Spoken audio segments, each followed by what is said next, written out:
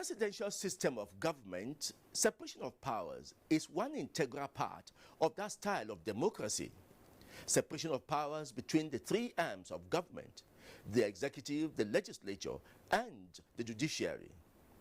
There are times, however, when it would seem in the practice of this separation of powers that one arm seems to be overbearing over the other, like we have seen in Nigeria in the last few months.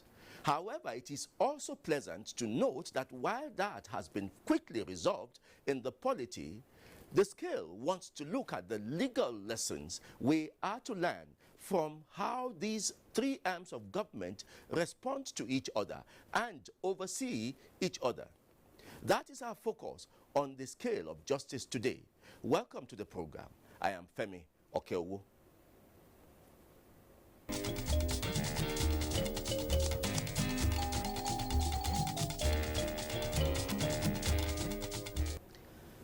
Now, the concept of separation of powers is one part of the beauty of the presidential system of government. But then when it's used optimally, sometimes it seems to bring about conflicts. We have in the studio a professor of law who would be explaining to us the concept, particularly from where we picked it up from the United States of America. I have with me Professor Tony Ogiame, the University President of the American Heritage University of Southern California, a professor of law. Professor Ogiame, welcome to the scale. Thank you. And I want to say hello to viewers at home. Thank you. Wherever they are. First, let's get this American University President. Right. What does that mean by Nigerian calculation? Is that Vice Chancellor or something? Yes, it's actually a Vice Chancellor, and I'm also the founder. Okay. And the title we use there is different from the titles that are used in Nigeria. Okay. When you have Chancellor, yes. Here Chancellor is usually like an owner, yes. But doesn't do the day-to-day running of the university. Okay. And in the United States, we don't use Vice Chancellor. Okay. It's an old term. Yes. Although if you go down south and some fewer older universities, you might find a few universities that use the title Vice Chancellor. Okay. So I am the founder, and in fact the first African, first Nigerian to be granted a license in 2004 to establish a university in the United States. You are a professor of law. Yes. What's your area of specialty? Oh, I specialize in the area of medicine, incidentally. Yes. Reproductive technologies. I specialize in the law relating to children that are born through modern techniques. Infertile individuals who want to overcome problems of infertility normally find themselves going to doctors, and then the whole collaborative enterprise of wrongs that go on between the infertile couple, the donors, the techniques itself, and the resultant child, and how the law is looking at the child, how the law is looking at people that donated sperm and eggs, and so on and so on. It's a new area, but I have carved that niche for myself. Okay. But you have been very agitated by the happenings in Nigeria of recent over the separation of powers, the legislature, the executive. And earlier on, sometime in 2016, we also had something that involved the judiciary. Right. So your concern for now is how Nigeria uses successfully this separation of powers. So explain to us what this separation of powers concept is meant to achieve from the American setting and how Nigeria can apply it. Okay, simply put, every constitution, Nigerian constitution that is, and the American constitution give powers to the three coordinate arms of government. That is to say, the legislative branch, or arm as it is often referred to in Nigeria, the executive, and the judiciary. So the powers are stated in the constitution. So when we say separation of powers doctrine, it's not really that watertight, but we have to follow the rules, the powers that each arm of government can exercise. We question whether a particular power was validly exercised. We question whether one arm of government is interfering with the other arm of government, and so on and so forth. Yes. So when we say separation of powers doctrine, we are saying that you stay where you are, so you don't infringe on in my own territory, yes. And I stay where I am, so I don't infringe in your own territory. Okay. So there's no magic thing about it. Americans developed it long ago when the country was coming up, when they had their independence in the 16th or 17th century, and when the Constitution was drafted, and then the following amendments that started to make people very happy. So we say, what is it that is so special about separation of powers? What is so special about it is this: mind your business, do not interfere with mine. And the court is there to determine whether anybody has caused that right. Yes. And see, the whole idea is to say that you don't transgress the boundaries of federalism. You cannot transgress it by your action, or even if you are playing politics, you have to guide against not to transgress into the territory of another department. So that is separation of powers. So in a nutshell, we often have conflicts. Yes. We'll go back to this conflict. Right. But you use the word coordinate powers. Yes. Is that to say that all of them have equal powers? Oh, yes. With the exception of the court that will determine when there's a wrong, that will settle disputes and whatever will arise between the two other coordinate arms of arms of government. So when there is a conflict, it is the province of the judiciary to say what the law is. Marbury versus Madison. It's a long time ago in the United States. So it is the province of the judiciary to say what the law is. What is happening today is that the other two coordinate arms of government sometimes want to play the role of executive, and the executive is trying to play the role of the legislative branch. But what is so interesting is that in every arm of government, you have a miniaturized legislative, executive, and judicial arm, unknown to people. Embedded in those systems. Right. And this is a very key area that should be very, very interesting to lawyers. But unless you are trained there, you will get it. I was trained there. So can you bring that out for us? Well, but you can see it happen. But you can see it happening every day. You can see Senate trying to usurp the powers that is not theirs. You can see the executive branch trying to usurp an area that is not theirs. But one other area that I must mention is that the president. You see, when you look at the powers that are shared, there's only one man, one person, one. Not Senate, you have very many people. Judiciary, you have very many people. But when it comes to the president, you have one man. And so it is not a one-man show. He has certain people like senior advisors that surround him, that call it kitchen cabinet if you want. Call it a cabal if you want, because I see it written everywhere. Whatever you want to call it. These are people that assist the president from his day-to-day activities. He's just only one man. So we are saying, like in the United States, the immunity that the president enjoys, it's also enjoyed by these people. You see, does the law recognize that? Well, it goes way back to conventional practice of politics. You know, this whole thing is so interesting. It goes way back. If you look at from even 1792, the recognition for immunity had started at that time. And if you look for all the presidents through Thomas Jefferson, Nixon, Bush, the last gentleman, Barack Obama, Yes. they all claim this at one time or the other. And what is it that they are saying?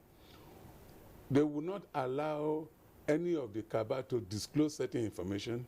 One because it has to do with the security, the national security of the United States. Sure. And you can't begin to disclose that, particularly in public places. There are matters that are of that are very serious in nature, that may affect relations with other countries, and so on and so forth. So it seems to be playing out in the case of Donald Trump's foreign minister that's just been removed, exactly. who wants to testify and is asking for immunity. For immunity, no. Exactly. And sometimes these immunities are waived. Just the whole idea is to the whole idea is look for political expediency so that there's peace. Now, why did you bring this matter up now? Is it because you think that the legislature cannot invite one of the close associates of the president to come and explain some of the comments? Well, I think that is raging in the newspapers, in the newsprint, in the social media. And I personally agonize over it daily, that it shouldn't be, but it has happened. I really don't see why. Let us look, first of all, let us look at the case of Tony Momo. You know, it was invited to disclose information about his news sources, remember? Okay, yes. Right? Yes. Okay, and the same is true of El-Rufai.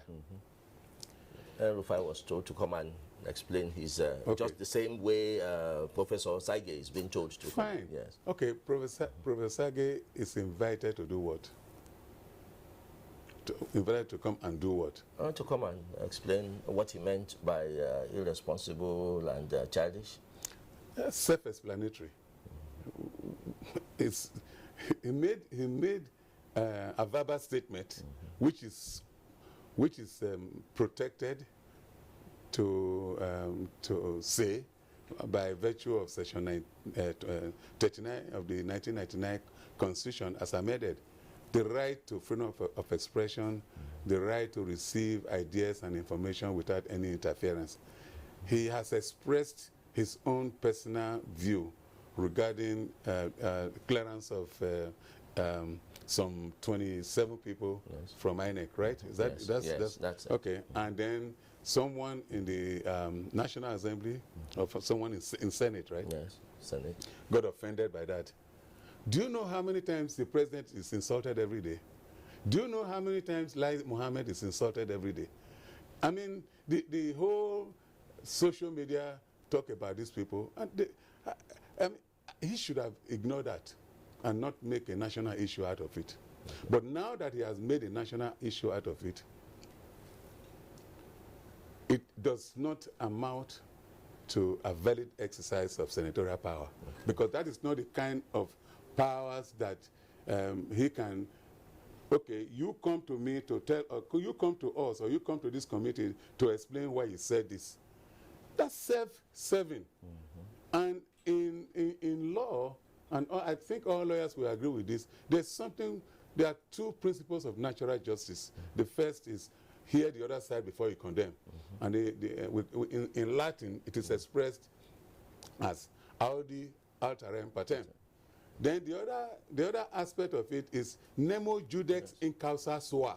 Nemo judex in causa sua is you cannot be a judge in your own cause. So the senator who is requesting Sage to appear before him, I would say he's puffing. Okay. That request is puffing. Gladly. And it doesn't fit within the confines of Section 88 and 89. I took a very close examination, word for word, of everything. Section 88 and 89. Yeah, and 89. Yeah. Okay. What did this talk about? Mainly that the Senate can invite anyone. Okay. Yeah, but what you are inviting him for has to be explained. You are inviting him to come in? Is it coming to repeat what you said? Because if you are inviting him to commit, to repeat what he said, that would be a republication Yes. of the paper. The defamatory statement. Yes. A statement that has a defamatory connotation that he is angry about will be repeated again. So even if he were to take out an action, bring an action in defamation, he cannot stand, because he's a public figure, a senator. You see, once you go into legislation, you go to executive, any of those three arms of government, you have put yourself in the vortex of public controversy. When you put yourself in the vortex of public controversy, you don't have any privacy. And I want to see a judgment coming, just like in the United States. If something like this were to happen, anyway, it won't happen, because a public figure and a public official cannot recover for the tort of libel or slander, unless you can show malice. And malice is very, very difficult to show. So that takes care of that. That is why you often don't hear about public figures trying to sue individuals or publishing companies or journalists for publishing something about them. You are in the vortex of public controversy. You don't have privacy. And privacy is control of information about oneself. You have lost everything. If you don't want people to talk to you, either become an imam or go to church or go into some kind of seclusion, or even if you go into civil service and you occupy a position of authority, your staff will still talk about you. Yes. Now, gladly, recent developments show that this is being sorted out politically. But then there are lawyers like you that would expect that it should be sorted out as per the Constitution. What does the Constitution provide in terms of why this should not repeat itself and why it should be once and for all? There are two ways to look at that. The first is to differentiate what is a political question and what is a legal question. Okay. And once it is political, then the court will have nothing to do with it. Okay. Then unless there's a textual commitment in the Constitution that we can refer to. And judges are very wary of looking into matters they cannot manage and they cannot judicially manage. That is on the one hand. On the other hand is to have all the attorney generals of the states. I would recommend for them to come up, hold an emergency meeting with the Attorney General of the Federation to a meeting so that they can resolve these things, because these are the first law officers to handle matters like this. But now leaving it to politicians will not hold, because it can repeat itself again. But in the final analysis, I think it is the promise of the court to make a ruling. None of them has gone to the court. None of them has approached the court. Well, so we leave it in the purview of the political resolution. The matter is still. Thank you very much, Professor Tony Ogiame, for coming on the scale to shed light on these areas where we stumble on a daily basis in our politics. And now that's the first segment of our program today. Let's take a break and then we'll bring in the second segment.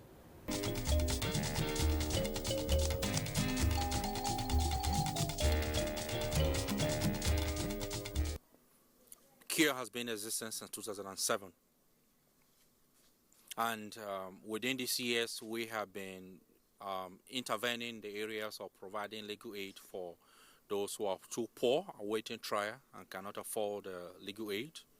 We also provide some education programs in the prisons, and I'm sure you're aware of the distribution of books that we have distributed to about 15 prison facilities and prison training institutions across the country.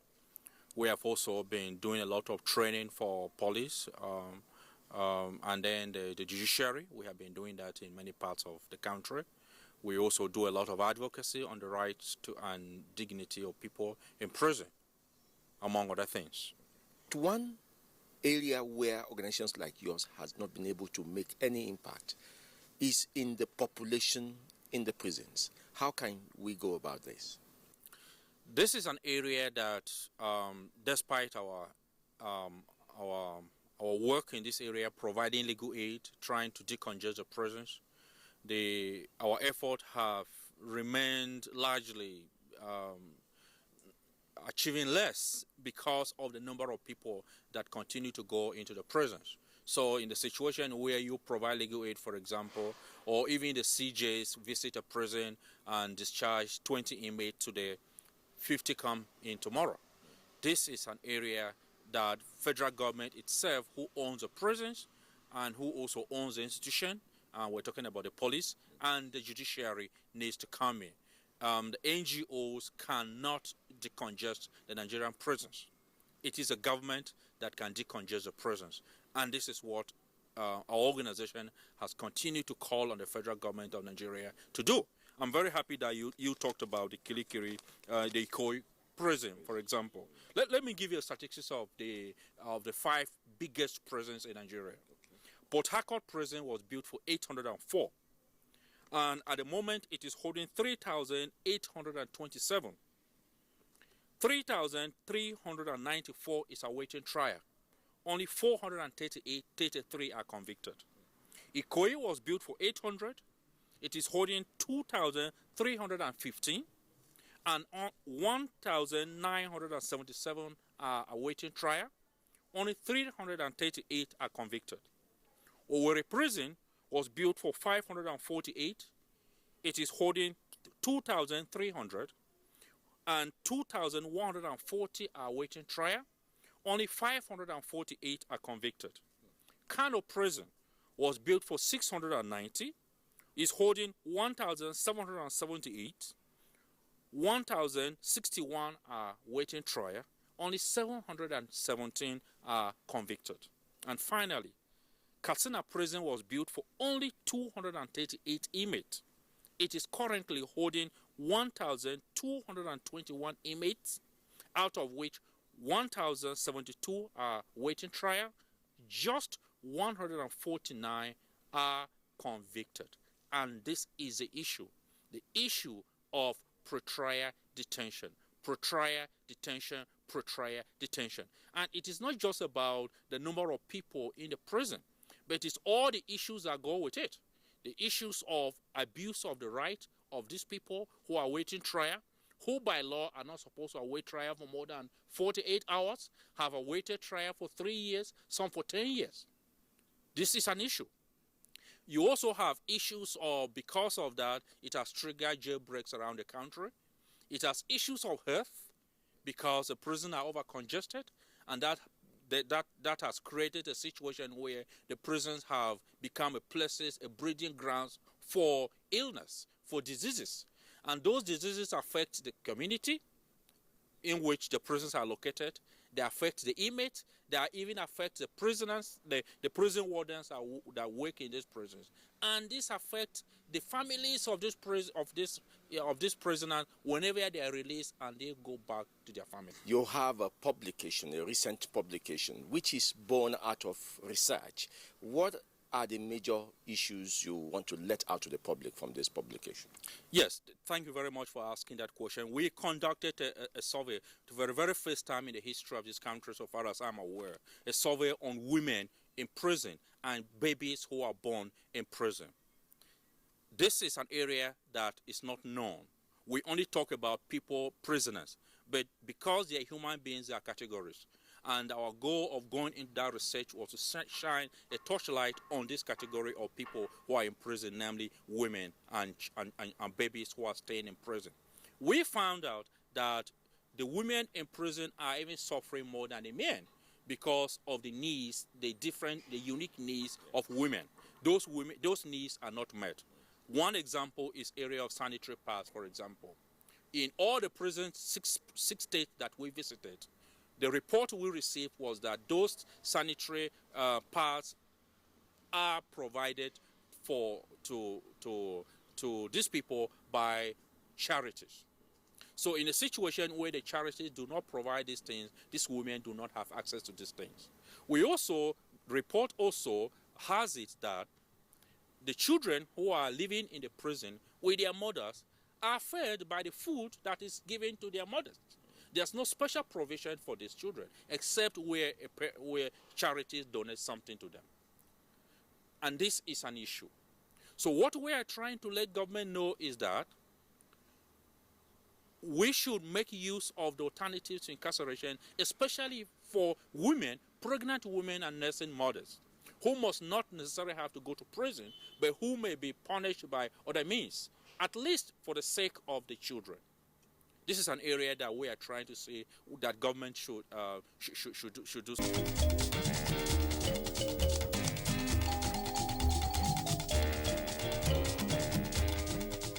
Yes, I am sure we have done one part of our duties on this program to educate you. We have looked at one part of the world where Nigeria picked its own presidential system of government from, the United States of America, and how these three arms of government flow. There would always be conflicts, but then the conflicts are such that should not retard the progress of the political setting. And we have been speaking to a professor of law in an American university who has opened other vistas of this discussion to us on the scale.